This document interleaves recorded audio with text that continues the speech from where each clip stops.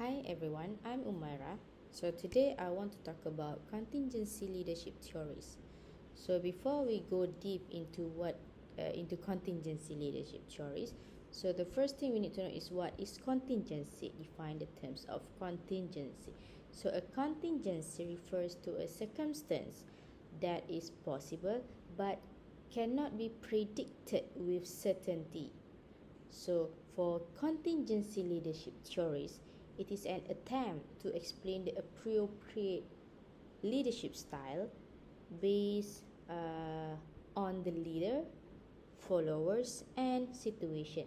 Let's go back to the history or the background of this contingency leadership theories.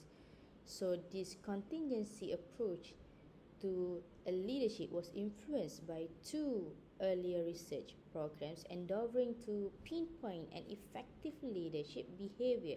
So during 1950s, I believe the researchers at Ohio State University administered extensive questionnaire measuring a range of possible leader behaviors in various organizational contexts. Okay, so although multiple sets of leadership behaviors were originally identified based on these questionnaires, two types of behaviors proved to be especially typical of effective leaders. So the first one is considerations, and the second one is the initiation structure. So under the consideration, which means the leader behaviors that include building good rapport and interpersonal relationship and showing support and concern for the subordinate. So for the second point, which is the initiation structure, leader behaviors that provided structure, which means the assignment or the planning or schedule to ensure the task completion and to achieve the goal that they want. Okay, so about the same time, there's an investigators from the University of Michigan's Survey Research Center conducted an interviews and distributed questionnaires in organizations and collected measures of group productivity to assess the effective leaders' behavior. Okay, so the leadership behavior categorized that emerged from the University of Michigan was similar to the consideration and initiation structure behaviors identified by the Ohio State studies before this. Example of one of the leaders that have the contingency leaderships is Fred Edwin Fiedler, which in the 1960s, Fred Fiedler advanced the first theory using the contingency approach, the contingency theory of effectiveness.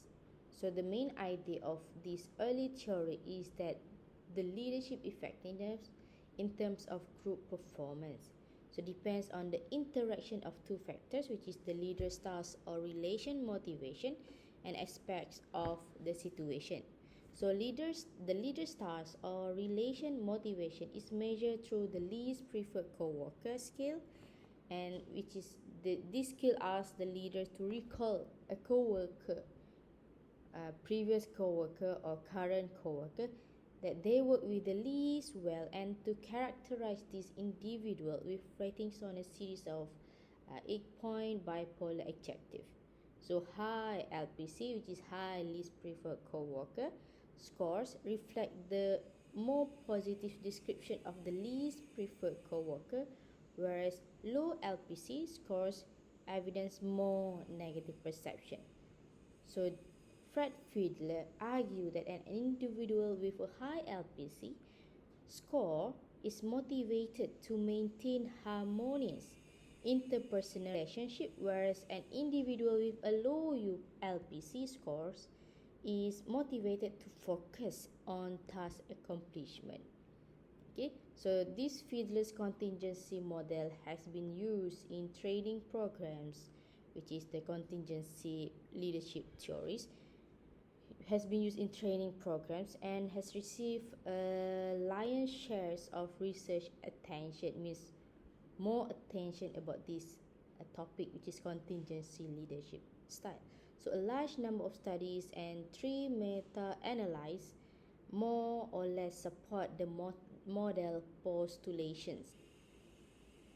But nevertheless, many scholars consider the work by Fred Fiedler and his colleague as a classic contribution that inspire consideration of person and situational aspects of leadership.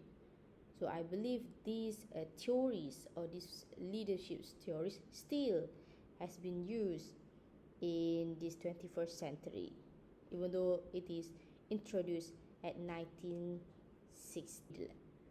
I think that's all for this video.